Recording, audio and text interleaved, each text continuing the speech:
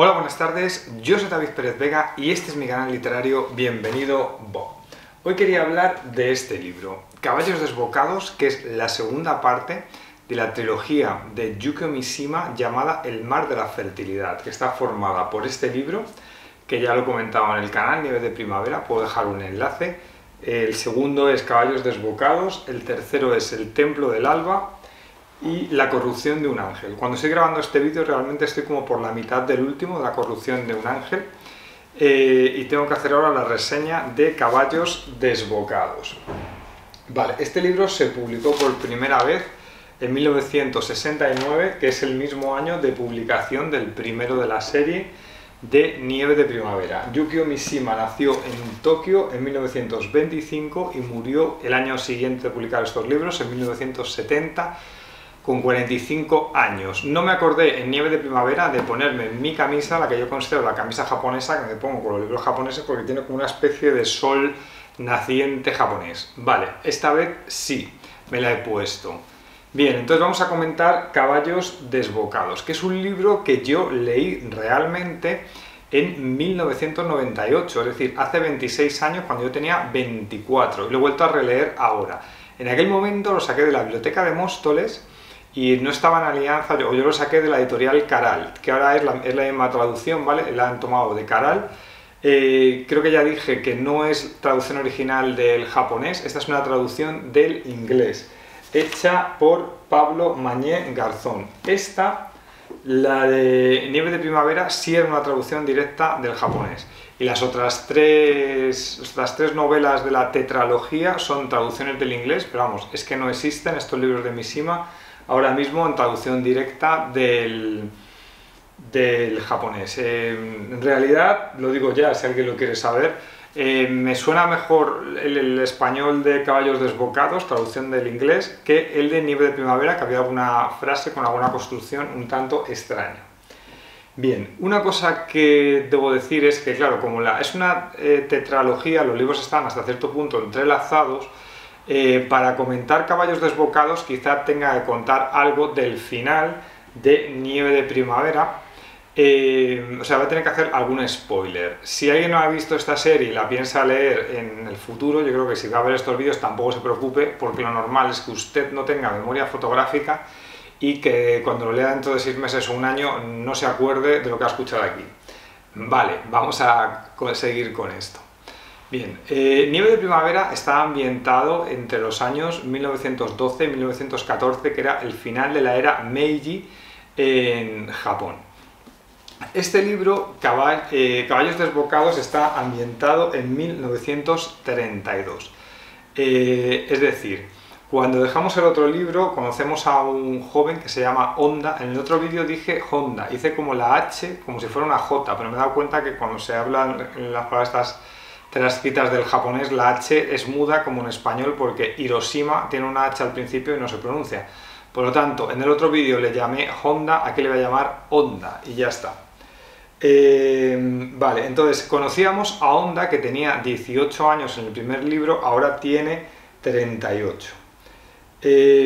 Al igual que su padre, Honda se ha convertido en juez, es una persona respetable, ahora no vive en Tokio, sino que vive en Osaka. Se ha casado con su mujer Rie y no tienen hijos.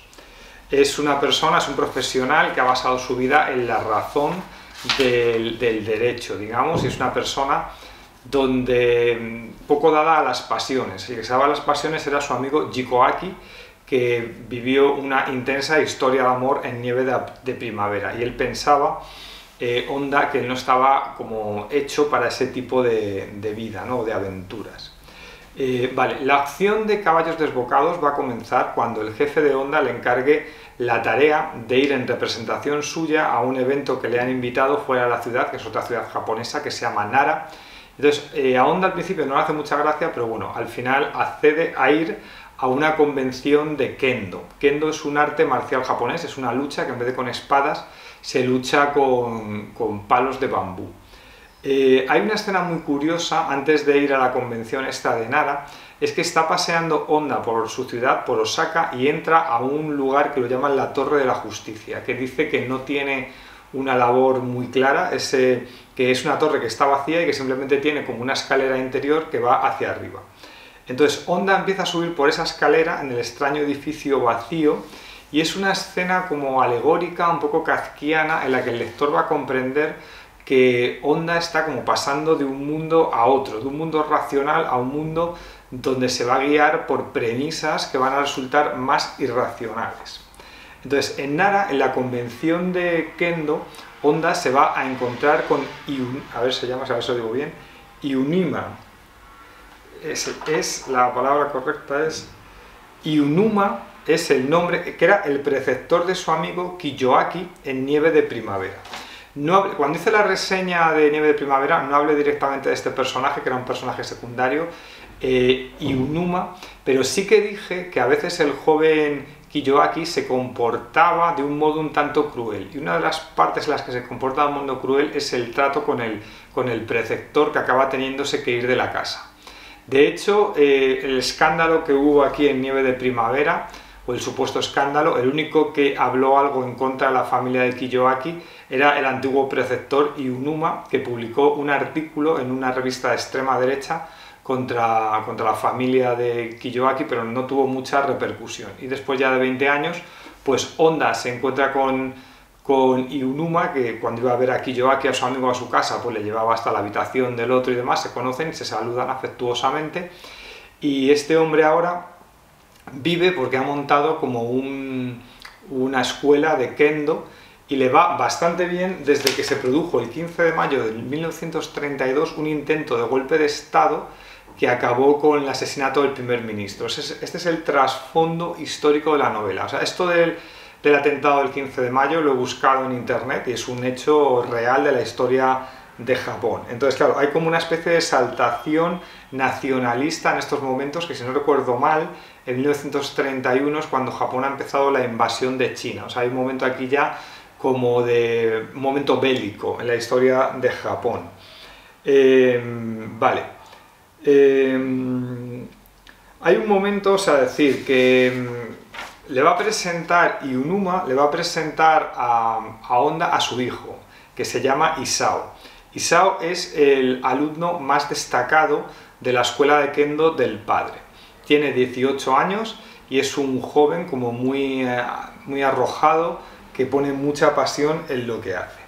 Hay un momento que Honda, cuando ha traspasado en la torre esta de la justicia de Osaka, del mundo racional al irracional, va a empezar a pensar que Isao es la reencarnación de su amigo Kiyoaki, que aquí, atención spoiler de la novela anterior, que murió en la historia de amor de la novela anterior. Entonces, le dijo Kiyoaki moribundo que iba a volver a verle aparecer bajo la cascada. Hay un momento que Honda puede ver a Isao bañándose bajo una cascada y ve que tiene aquí en el pecho como 3 lunares que eran los mismos que tenía Kiyoaki, y entonces empieza a convencerse Honda de que es la reencarnación, este otro chico, de su amigo. Además, Honda ha recibido la herencia de Kiyoaki, que era un cuaderno donde anotaba sus sueños. Y va a haber un momento que va a leer un sueño de Kiyoaki, lo ha salido muchas veces, pero lo va a releer, y una historia que vive con Isao empieza a darse cuenta de que es uno de los sueños que tuvo Kiyoaki. Entonces, realmente lo que se le transmite al lector es que estas impresiones de Honda de que un personaje es la reencarnación de otro son reales, o sea, no es que Honda se esté volviendo loco. Vale, o sea, en la primera novela, en esta, Nieve de Primavera, conté que el personaje Kiyoaki era un joven que quería vivir para sus sentimientos. El joven de aquí, Isao, es alguien que ha decidido vivir para la pureza. Esta pureza es una pureza donde hay una exaltación de los valores tradicionales japoneses. Es decir, un personaje como Isao piensa que Japón está en decadencia y que está perdiendo como su antiguo esplendor. Vamos a darnos cuenta de nuevo que estamos en 1932 y el cráter 29 que ocurrió en Estados Unidos se ha expandido por el mundo, y entonces también hay inflación en Japón y ha empobrecido a las clases del campo y más pobres de Japón. Y claro, en este contexto sigue habiendo unos poderosos que se han enriquecido, ¿no?, contra los que Isao quiere cargar, ¿no?, o sea, con los que no le gustan. Dije en el otro vídeo que Nieve de Primavera había un modelo occidental que podía ser Orgullo y Prejuicio de Jane Austen, que le he sacado por aquí este libro, porque realmente el desencuentro de la historia de amor de Kiyoaki en ese libro tiene mucho que ver con el orgullo y con los prejuicios. Si en Caballos Desbocados hay un modelo de libro occidental detrás de él, yo creo que sería este. Sería Los demonios de Fyodor Dostoyevsky, porque en Caballos Desbocados Isao va a juntar a un grupo de chicos y van a intentar formar un grupo terrorista para atentar con algunos potentados japoneses a los que consideran decadentes y culpables de lo mal que va Japón en ese momento. Además, una cosa curiosa que ocurre aquí es que también Caballos Desbocados es una novela en gran medida quijotesca. Me he sacado aquí el Quijote también para enseñarlo, que no sé si estas cosas tienen mucho sentido realmente. Vale, es una novela quijotesca. ¿Por qué? Porque dentro de Caballos Desbocados se nos cuenta una novela, que es el capítulo 9, que ocupa 74 páginas, que se llama La Liga del Viento Divino de Tsunanori Yamao, que es un libro que está constantemente leyendo Isao y cuando tiene oportunidad de hablar con algún personaje nuevo le regala ese libro porque es como la esencia de su pensamiento y es un poco como una especie de libro de caballerías japonés porque hay como una revuelta en 1873 al principio de la era Meiji de unos japoneses de ese momento que piensan que Japón está en decadencia, entonces asaltan un cuartel y deciden al final, por la idea de la pureza, matarse con el rito del seppuku, que seppuku es como un término un poco más culto de lo que a veces consideramos en Occidente, que se llama hacerse el harakiri, es decir, con un cuchillo rajarse las tripas hasta morir, y se supone que en el rito del seppuku te tiene que cortar la cabeza con una katana un compañero. Entonces Isao le va dando este libro a todos los personajes y actúa como las novelas de caballería con Don Quijote, es decir, un libro que hace entrar en acción a los personajes y el lector lee ese libro, ¿no? Que ya digo que ocupa una novela corta de 74 páginas y simboliza las ideas de pureza de Isao. Bien, en realidad Caballos Desbocados me ha parecido como una novela con una esencia en lo que cuenta mucho más japonesa que Nieve de Primavera. Nieve de Primavera es una historia de amores desgraciados que parece una especie de historia decimonónica europea y aquí realmente hay como una esencia mucho más japonesa. Aunque debería decir realmente que hay como una esencia mucho más de Mishima, porque no sé si alguien lo sabe o no lo sabe, que Mishima al final de su vida tenía como un pequeño ejército también como de extrema derecha y él quería como un resurgimiento de Japón. Su contexto histórico era el de que Japón había perdido la guerra, había la colonización o el control del país por parte de los norteamericanos y Mishima quería que se fueran los norteamericanos y que el emperador japonés recobrara su poder, ¿no? Como una vuelta al pasado. Intentó dar un pequeño golpe de estado en un cuartel, dio como una especie de mitin y al fracasar el propio Mishima murió, o sea, se suicidó haciéndose un seppuku, que es un poco, o sea, Caballos Desbocados es una especie de su testamento ideológico. De hecho hay una cosa curiosa, que hay un capítulo en el que no se habla de Isao o de Honda, sino que el narrador nos habla de una reunión de potentados japoneses, que algunos son los objetivos contra los que quiere atentar Isao, y también está, por ejemplo, en esa reunión los padres de Jikoaki, que era un conde, el conde de Maguyani, creo que se llamaba. Entonces están en esa reunión y el lector se da cuenta de que Mishima, cuando habla de estos poderosos de Japón, no lo habla con mucha simpatía y que las simpatías de Mishima están del lado de ese grupo de jóvenes con muchísima pureza que quiere atentar contra ellos, ¿no? Ya digo que al final este libro es sobre todo el más Mishima de los que he leído y el que es como su testamento ideológico. Vale, ya he contado que yo leí Caballos Desbocados hace más de 25 años, exactamente 26, y en aquel momento que lo saqué de la biblioteca y no tenían toda la tetralogía, lo leí pensando que era una novela independiente y no me di cuenta, no sabía que formaba parte de una tetralogía, y yo lo leí como no pensé en ningún momento que me faltaban datos ni nada, o sea, es decir, pero ahora, claro, habiendo leído los dos seguidos, Nieve de Primavera y este otro, pues en Caballos Desbocados aparecen algunos de los personajes de la novela anterior, y lo que pasa en Nieve de Primavera aquí se cuenta como de forma resumida. Por eso imagino que no eché en falta información del otro libro. O sea, yo creo que se puede leer de forma independiente, pero realmente tiene más sentido leerlos uno seguido del otro o leer toda la tetralogía entera, aunque ya digo que yo creo que se puede leer como de forma independiente. Porque en los otros libros, aunque aparecen los mismos personajes, ya he leído el del Templo del Alba, se hace como un resumen de información, pero claro, lógicamente la lectura se enriquece mucho más leyéndolos todos seguidos. Vale, como curiosidad, al principio de Caballos Desbocados se evoca el título de la novela anterior, se evoca el título de Nieve de Primavera, y en Nieve de Primavera hay un párrafo en la página 296 que habla de este libro, ¿no? Porque te dice en Nieve de Primavera: el rompimiento de la ola provocó un crujido que se convirtió en grito y el grito en susurro. La carga de enormes garañones blancos cedía el paso a otra de garañones más pequeños, hasta que todos los caballos furiosos desaparecían gradualmente, no dejando en la arena de la playa más que las últimas marcas de sus cascos poderosos. Aquí el traductor debía ser la misma expresión, en vez de traducirlo como caballos desbocados, lo tradujo como caballos furiosos. Vale, ya dije que Nieve de Primavera está traducido directamente del japonés por Pablo Mañé Garzón, por Domingo Manfredi, y esta, la de Caballos Desbocados, está traducida por Pablo Mañé Garzón del inglés.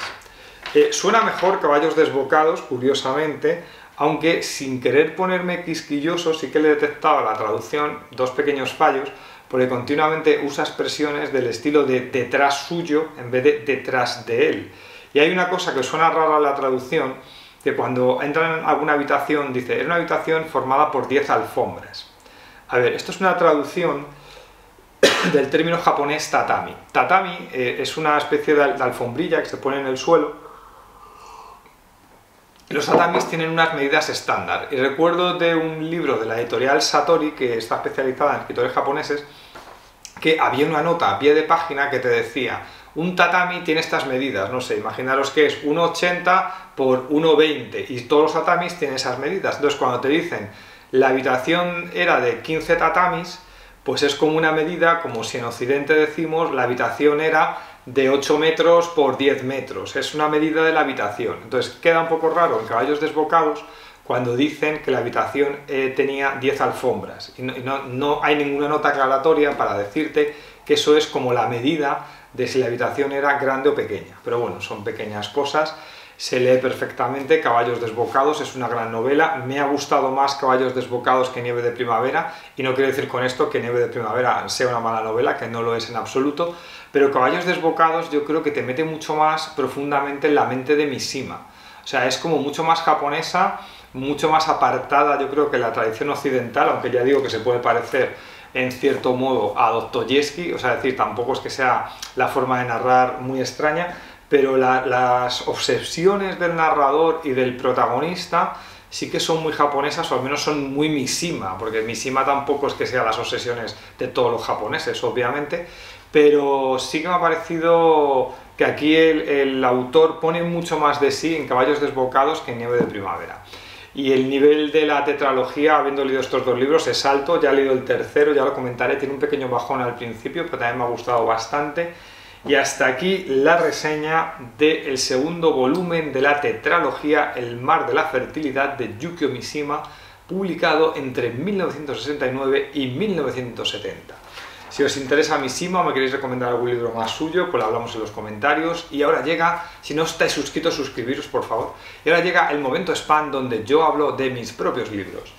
Esto no es Bambi, es mi novela sobre el trabajo, con 6 voces narrativas, 3 chicos jóvenes y 3 chicas jóvenes, que han empezado a trabajar en una empresa de auditoría norteamericana, y es una crítica a las prácticas de estas empresas, porque explotan a la gente haciéndoles trabajar muchísimas horas, lavados de cerebro, etc. Es una novela de terror, pero también tiene humor. Dejo un enlace a un vídeo donde hablo más extensamente de esta novela. Los Insignes es mi novela cómica sobre el mundo de la poesía en España, donde un poeta frustrado español le habla a través de Skype de sus problemas con la poesía a otro poeta que es nada más y nada menos que Kim Jong-un, el dictador de Corea del Norte, que le transformó en un poeta que sabe hablar español, además de ser un dictador. Es una novela con una premisa un tanto disparatada, pero de fondo hay una crítica satírica a todo ese tema en España, los premios de poesía amañados, las camarillas de poetas, etc. Dejo un enlace a un vídeo donde hablo más extensamente de esta novela. Y Caminaré entre las ratas, mi novela más extensa hasta el momento, donde una persona de 39 años que va a cumplir 40, está en crisis de la edad, porque cada vez tienen como trabajos peores, tiene problemas con las parejas, con la familia, con los amigos, y uno su crisis personal a la crisis económica del país, porque está ambientado en 2013, en plena crisis de 2008-2014. Hablo de un Madrid espectral, donde aunque es una novela crítica y realista, he metido un elemento no realista porque hay en el mundo una invasión de ratas gigantes, que es un elemento como distorsionador, un elemento expresionista dentro de una novela muy realista. Vale, pues hasta aquí, bueno, dejo un enlace a un vídeo donde hablo más extensamente de esta novela, y aquí ya sí que me voy a despedir. Hasta luego, adiós.